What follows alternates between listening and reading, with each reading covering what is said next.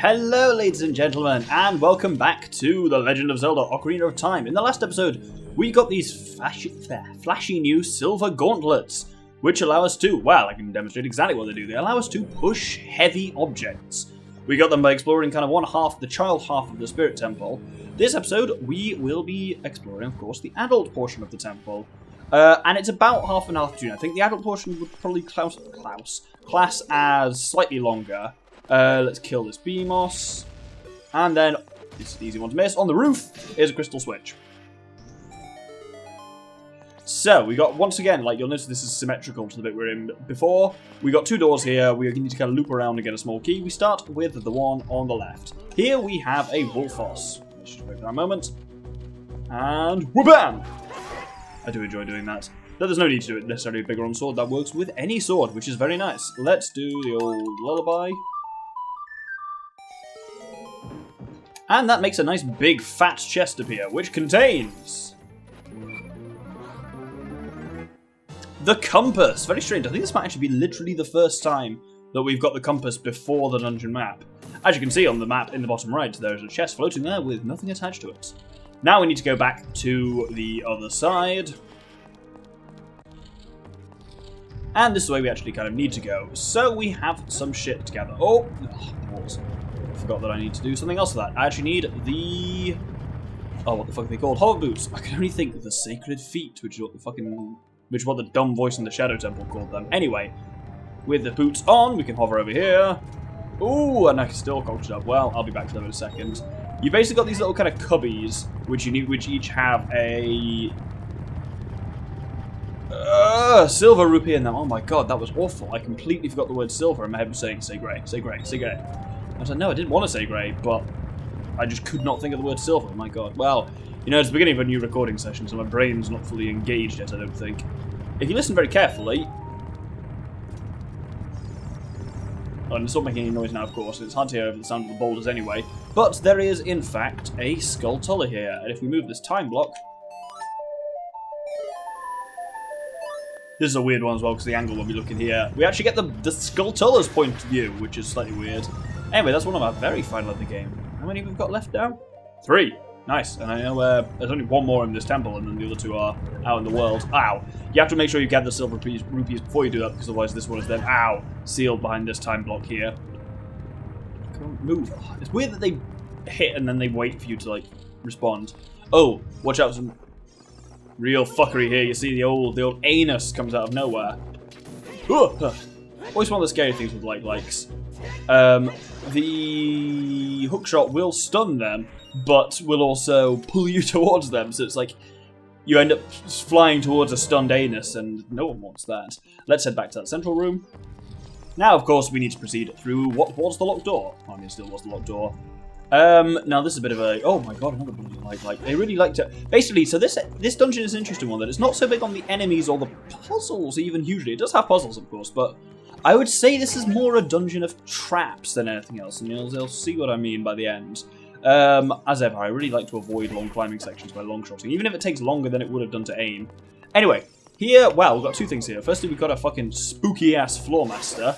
Or is this a wall master? I can never remember. Let's just... where did the chunk fall down there? Well, hopefully that won't be back. So we've got this mirror here that we can spin around using this, and we can point it to each of these kind of sun faces in succession. That first one makes a bad sound and burns away, but makes the chest open. The bad sound, if you listen, is literally, it's not necessarily bad, it's just saying you didn't open the door successfully, because once we hit it onto this third one, the other one, the fourth one, just resummons the floor master, which is a bit irritating. Let's open this chest, and we get... fucked! Yes, that's one of the traps that's only really in this dungeon. You just get chests that are full of icy wind, which is a shitty one, and like so many other things, this one just contains... oh, a recovery heart. That's actually... that is more useful than, like, small change, because our wallet is full. Anyway, you may now recognise this room. We are in the large room with the central colossus, which we saw when we were a child, but we kind of came up that side. We couldn't really do much here. Now we can do an absolute shit ton. So we need to come up here and equip the sacred feet and hover over to its hand, where you will notice, of course, the sigil of the royal family. Quite why there are things that respond to like the royal family's theme tune in a temple. Well, I suppose this temple isn't the hideout of the Gerudos, it's just being used as that at the moment. It is a temple of the sands. Anyway, this is something slightly fucky, because actually that has made 2 chests appear. We can just only see one. It only showed us one of them at a time, but it's made a second one appear, and I'll deal with that in a second. But we can long shot over to it and grab the key. So now we can technically proceed, but there's a few more things I want to clean up in this room. So this is where we came through as a child. We could either grapple up here, or we can hover down to here from the hand, either works. Then from here, there is a Skulltula over there, and as you can see, Navi has turned green. So let's play the Oath to Order. And then we can grapple straight over to Pierre and get ourselves only 2 more Skulltulas left to get.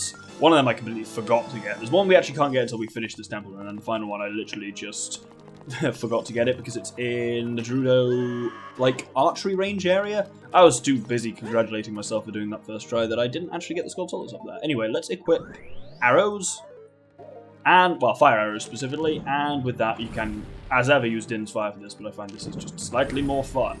And that makes a chest, up here, whoa, right in my face. Anyway, if we open that up, we get the dungeon map. As you can see, there's really nothing almost else on this floor other than this one big Colossus room, which is kind of cool. You might think we're done. We're not. There's actually still one final thing to get in this room. As I say, there is shit everywhere.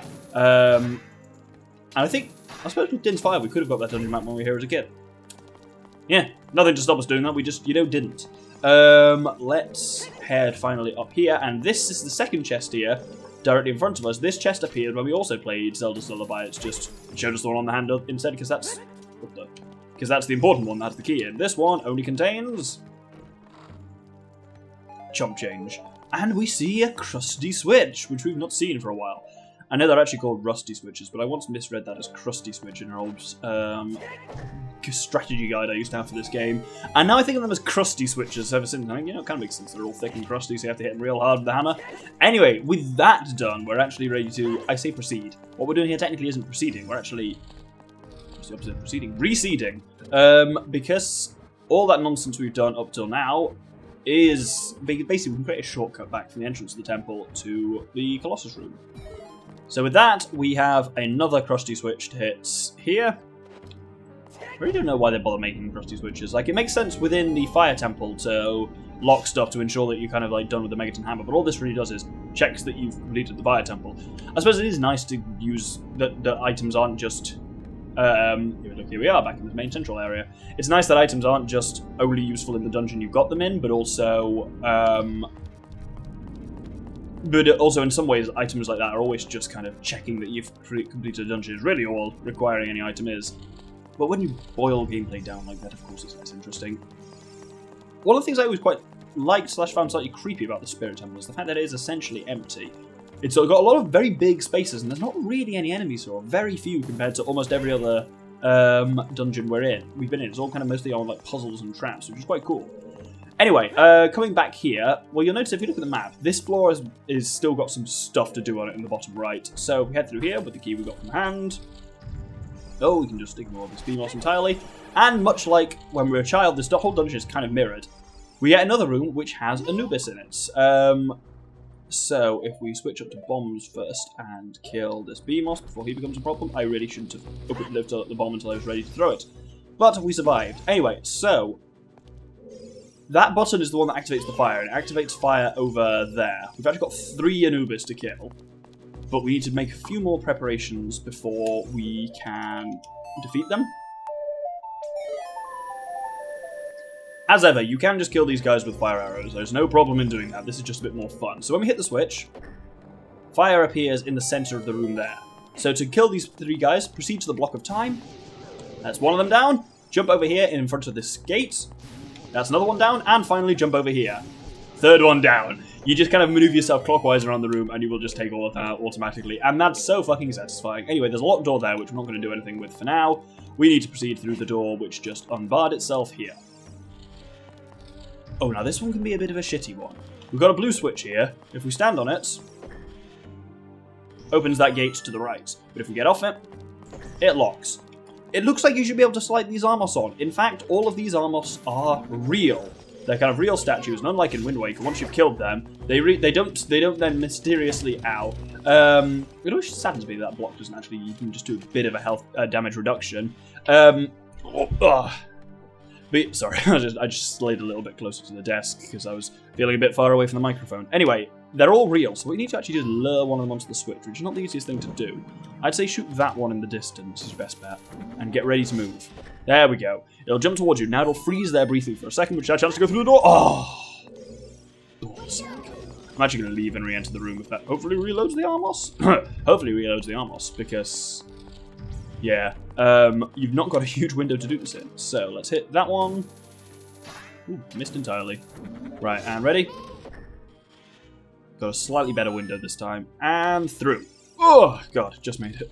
It's a hideous noise. Anyway, if you remember what... ooh, firstly, if you look on the map, you'll see there are 2 chests here.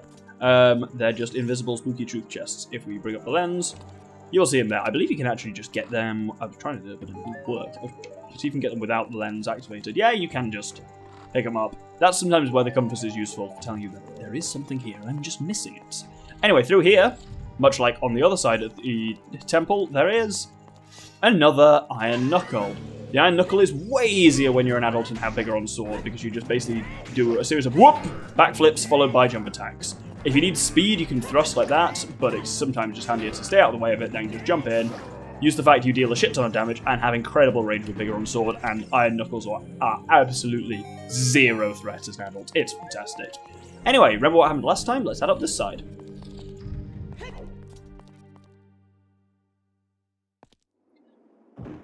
It's weird that just drops there. I think it's to stop you from like long-shotting over... okay, actually, I could long-shot over to the other side. That's kind of cool. Because, yeah, that's where the Silver Gauntlets were last episode, and this episode contains the other dungeon item. Yeah, the Spirit Temple's fun like that.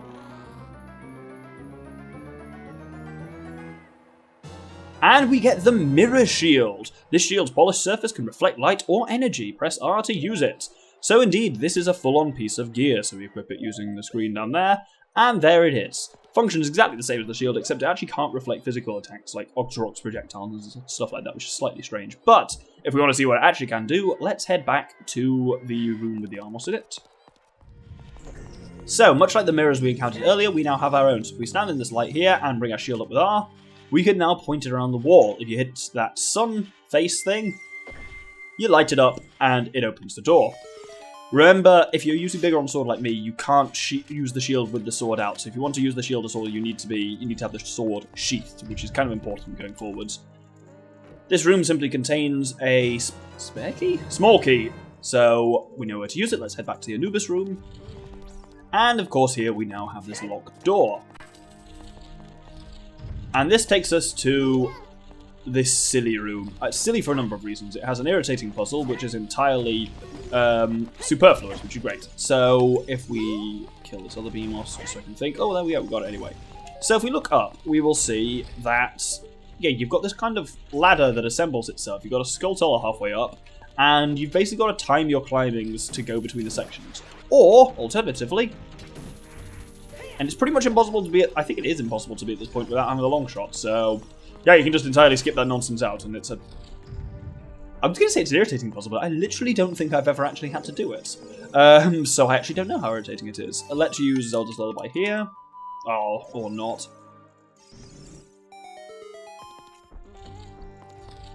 And here, weirdly, torch slugs make a slightly strange appearance. And even with the power of Vigor on sword, you still have to hit them twice. Once to make the flames go away, and then once again. So you actually can't just, like, wail on them once. Like, they take a set number of hits, not a certain amount of damage, which is mildly irritating. With them dealt with, you've got all of these white fake doors around the side. None of them do anything. The one we actually wanted to take care of is this one here, with the old Goron special crop. Once we do so, there is an eye switch behind it. What did that do? That made another weird floating ice block appear in the sky. This room doesn't make any sense. Very strange. Anyway, jump over and hit the switch. And, ooh, that was a lot of Link's face right there. That opens the special chest. You must have noticed we're actually powering through this dungeon surprisingly well here, and it's only, what, 17 minutes into the episode, so this is going to be a longer episode. I'm going to do the whole dungeon and boss this episode, because this boss is... I love this dungeon. It's great anyway, and the boss is by far my favourite boss of the game in terms of just like plot, gameplay, it's got it all, music, oh, it's so good. So I definitely want to fit that in this episode. Anyway, up here we've got a kind of, ooh, ow, pox attacking me. Oh, that's not going to work. Oh. So here we've got a kind of multi-part puzzle. Our eventual goal is to get light down here so we can hit that sun switch. Let's start off by hitting this crystal switch. And that opens this door. If we look to the left here as well, there's a mirror through there, but it's behind bars. Remember that. So first off here, we fight some Lizzelfoss, not seen them in a while. Actually, no, we saw them in another part of the Spirit Temple, but that doesn't count. And then here we've actually got a new enemy, so what does Navi say about them? These are white bubbles. Aim for it when it stops. I always forget that cursed bubbles, the ones that when you hit them you can't use their sword, you can't use your sword, aren't actually in this game. I think they're in Ocarina Canyon in Majora's Mask, aren't they? I think. Don't know why I'm asking. I'm fairly sure they are. If you look on the map here now, you will see there should be an entranceway here, but there isn't. And indeed, it makes the weird noise, which means bombs. And that goes through to where we saw earlier. The mirror behind... Ah, it's fucking Dinofoss, Lizzelfoss, get the shit out of me.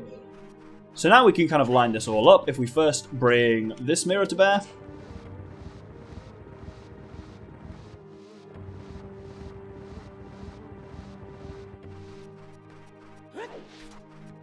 And the second one here. I believe that chest in the corner only contains another one of the silly ice blasts, but I'll get on the way past anyway. So that's everything lined up. We've got the light going where we want it to. It's very Earth Temple, isn't it? Is it?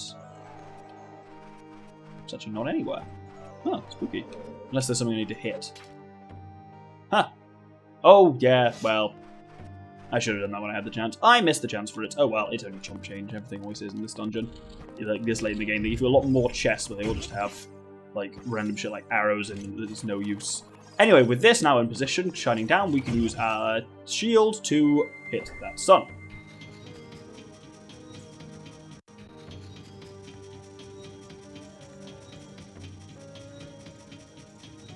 And this brings us in front of the spooky face of the Colossus, and indeed, Navi says, "The Desert Colossus' face, it sure looks evil." And of course, if there's one thing evil can't stand, it's light.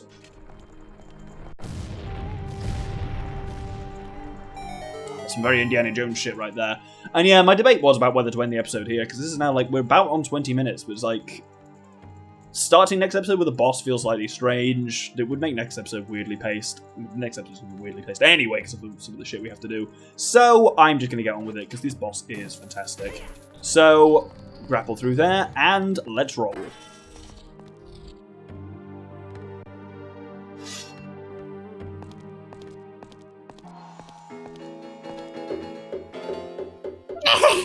It looks like someone is here, Coom. Looks like it, Kotake. What an outrageous fellow he is to intrude so boldly into our temple.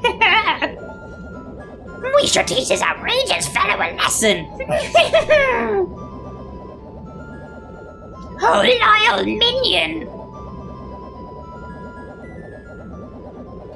Destroy this intruder on our behalf!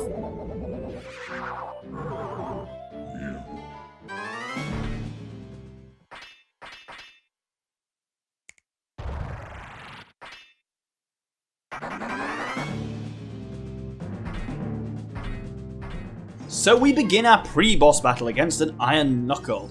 But there's something strange. This is not an ordinary enemy. Indeed, so it's kind of weird the fact that its sword wasn't there when it thought it was. But apparently they can click to summon a sword. That's cool as shit. But it does fight like pretty much any other Iron Knuckle. It's also got red armor. If we stab it up a bit, whoop, there we go. Whoop. Oh, we should be able to finish off with a jump attack. Nope. Iron Knuckles have a lot more health than I think. They have more health than bloody Bongo Bongo.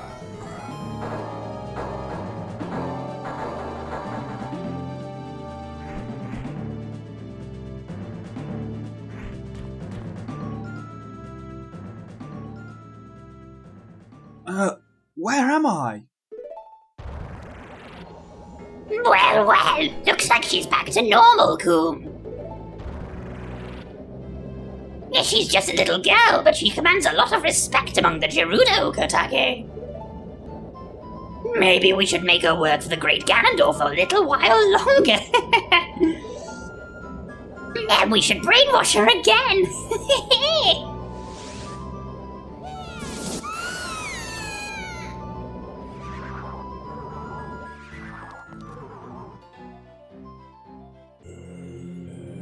Well, that explains why the Gerudo Thieves talked about Naburu, Ganondorf's second in command, even though we'd met her in the past. She has been under a dark spell and working for Ganondorf for this last 7 years. Have we freed her from it? I don't think so. Let's go ahead and take on the Witchers. Best boss fight in the game. Oh, this isn't actually it. Let's try that again. Best boss fight in the game. Oh my god, they really make you work for this one, don't they? Up we go onto the Altar of Dreams.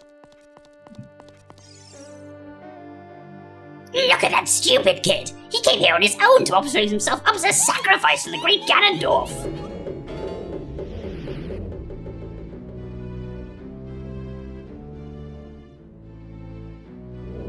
With my flame, I will burn him to the bone!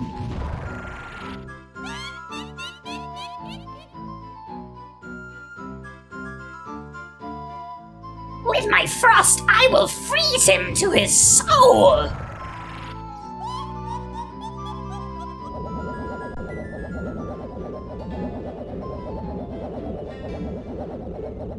And indeed, these are the Sorceress sisters, the Twin Rover. Sounds like a pair of dogs if you ask me, but hey.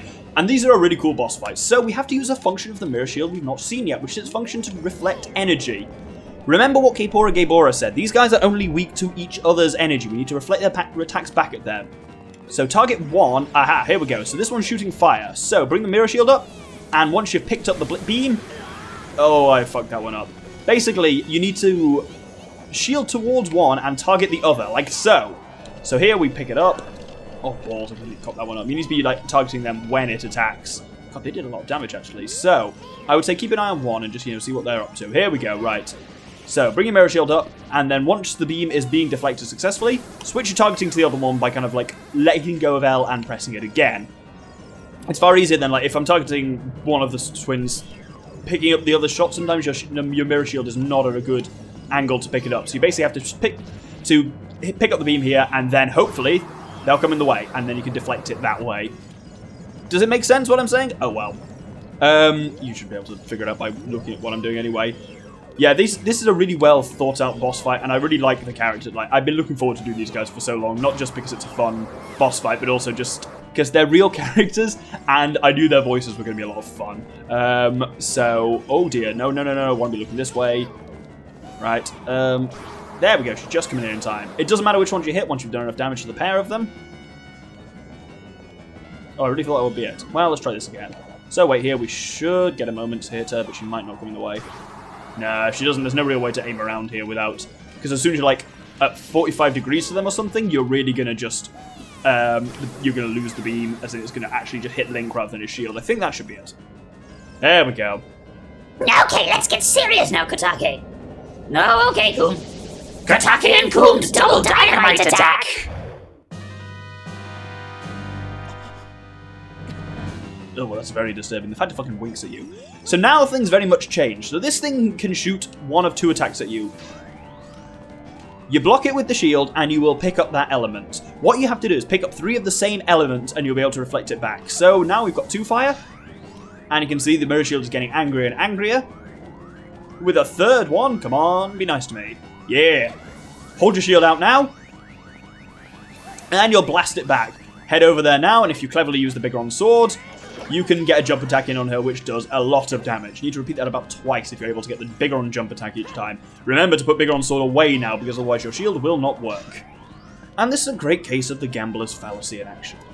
Gambler's Fallacy. I've been playing roulette for ages. It's been red 20 times in a row. Black is due. Not true.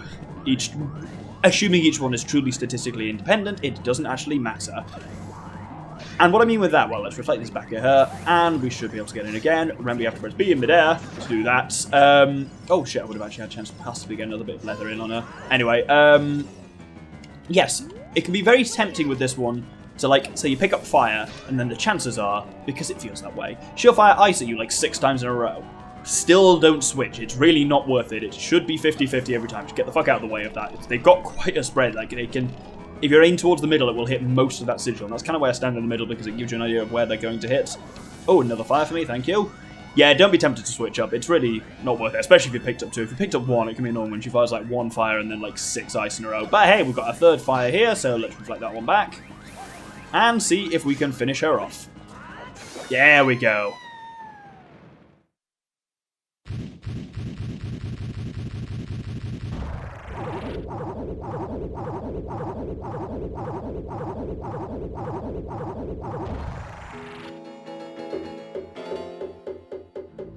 Yeah, shoot, what a fresh kid! This time we'll get serious, right, Kotake? What? Hey, Coon, what is that above your head? I don't know, but you have one over your head too, Kotake. But I'm only 400 years old, and I'm just 380 years old. We're twins, don't try to lie about your age. You must have gone senile. Who are you calling senile? Is that how you treat your older sister? We're twins! How can you be older? Care how heartless you are! How can you be so ungrateful? You're heartless! You're ungrateful! We'll come back to haunt you! Oh, that's another voice that's a bit rough on the old throat, but absolutely worth it. It's like I was mimicking it on a kind of much more high-pitched and fucky version of the shopkeeper from Star Fox Adventures, what I based on that on. You pay this much! It's just hard to do on a kind of timed basis. I did really consider with this game, occasionally going back and like re-recording the voices. I've never had to do that so far, just because I've always managed to do them fine in time, and it's more fun to have them spontaneous anyway. Anyway, you'll notice we're up to full hearts. We've got our final heart container, we've got all the pieces of the heart in the game, so we are at maximum beans, which is awesome. Let's go and meet the Sage of Spirits.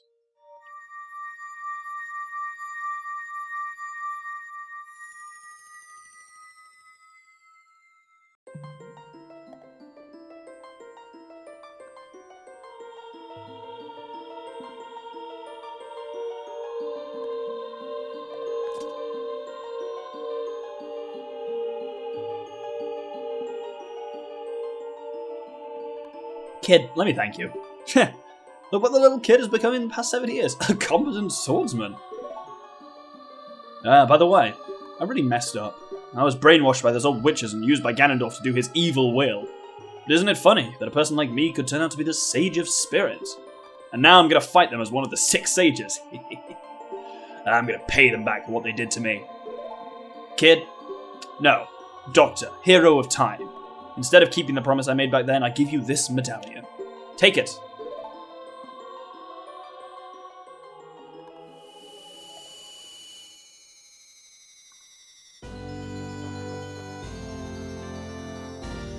I do really like that one. That's probably, of all the temples, that's probably the most interaction you have with the sage in the temple. Like, you see Nabooru in the past and the future, and like she is involved in the whole thing. Hell, you even fight her. I think it's very different to all the others. You receive the Spirit Medallion. Nabooru awakens as a sage and adds her power to your own. If only I'd known you'd become such a handsome man. I should have kept the promise I made back then.